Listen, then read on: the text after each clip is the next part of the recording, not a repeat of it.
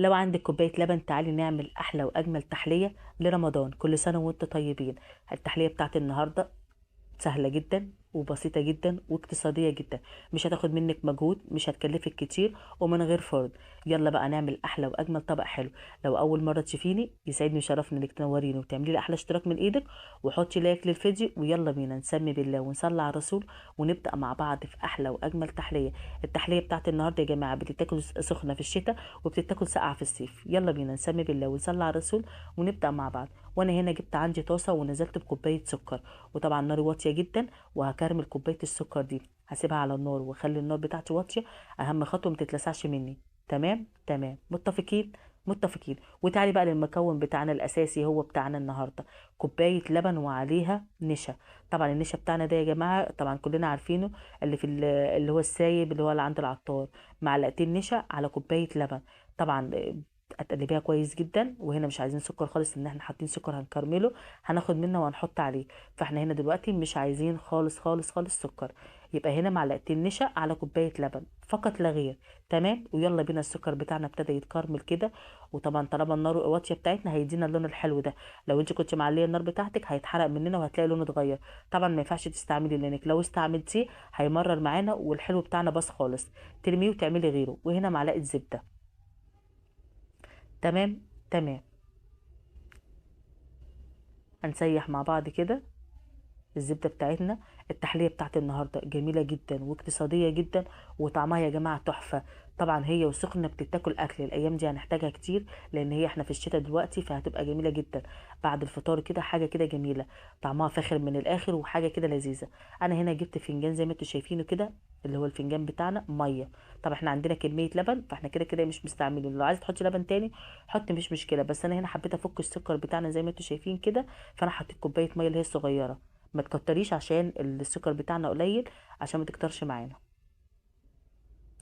هنبتدي طبعا لو تكتل معانا السكر زي ما انت شايفه كده، ما تقلقيش خالص. مجرد ما الميه بتاعتنا بتسخن بتسيح كل السكر ده. بس هنا عشان الميه بتاعتنا ساقعه والسكر بتاعنا خد الصدمه، فهو لازم يكش مننا كده. احنا كل ما بنقلب وكل ما الميه بتاعتنا بتسخن بتسيح معانا السكر اللي موجود. فالخطوه دي ما تقلقيش منها خالص، افضلي زي ما انت قلبي ومستمره. بس اهم حاجه نارك تكون هاديه. طبعا ريحه الزبده خطيره جدا. ريحه الزبده مع الكريم الكراميل يعني بص قلب المطبخ. طعمها جميل جدا وتحفه. انا هنا جبت الطبق اللي انا هقدم فيه نفس الطبق، وشلت نص كريم الكراميل بتاعنا يعني حوالي نص كوبايه السكر. يبقى انا هخلي نصها هنا والنص التاني هحط في الطبق التاني اللي هو بتاع التقديم. تمام تمام. ركزي معايا في الخطوه دي. وهاجي هنا بقى بكوبايه اللبن بتاعتنا اللي احنا حاطين فيها معلقتين نشا. هنزل بيهم هنا وناري هاديه وافضل اقلب لغايه ما النشا بتاعي يتقل. طبعا هنا اللبن بتاعنا ساقع فالسكر رجع ايه، السكر رجع اتجمد تاني زي ما انت شايفه كده في الطاسه. اللبن هيسخن كل ده هيسيح معانا. السكر بتاعنا ساح وكريم والنشا بتاعنا تقل معايا زي ما انت شايفه كده، اداني لون جميل جدا وريحته تحفه جدا. اهم حاجه هنا لازم تخليه يغلي كويس عشان لما يغلي يطلع ريحه النشا ما تبقاش موجوده معانا في الاكل بتاعنا واحنا بناكله. لو انت عايزه تبدلي النشا وتحطي كاستر حطي مفيش مشكله، بس هنا عشان احنا عاملينه بكريم كراميل واللون بتاعه كده فاحنا حاطين النشا. طبعا الخطوه ديت لو انت عايزه تعمليها مفيش مشكله براحتك انت، على حسب الطعم. غليت معايا كده خلاص وطلع معانا ريحه النشا بتاعنا وخلاص كده وتقل معانا وبيدينا القوام الجميل اللي انتوا شايفينه ده. الريحه ما اقولكمش عليها، الطعم تحفه جدا، والشكل زي ما انتوا شايفين يعني حاجه اقتصاديه جدا وطريقه جميله جدا، وكمان من غير فرن ومن غير مجهود هتاكلي احلى واجمل طبق حلو. وتعالي بقى في طبق التقديم بتاعنا كريم الكراميل اللي احنا حاطينه هنا، هننزل عليه بقى بالحلو بتاعنا اللي انتوا شايفينه ده.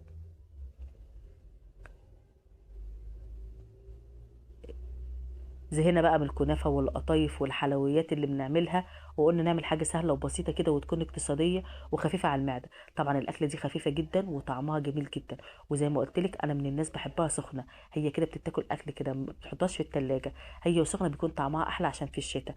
طبعا انت عايزة تحطيها في التلاجة مفيش مشكلة خالص براحتك.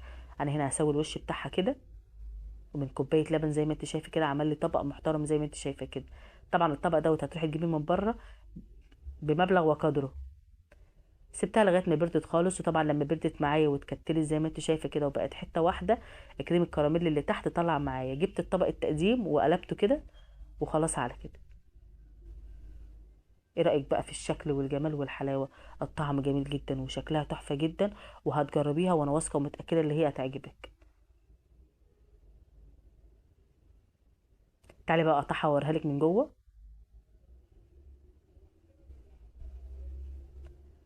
يا رب ان شاء الله تجربيها وتعجبك. اهي.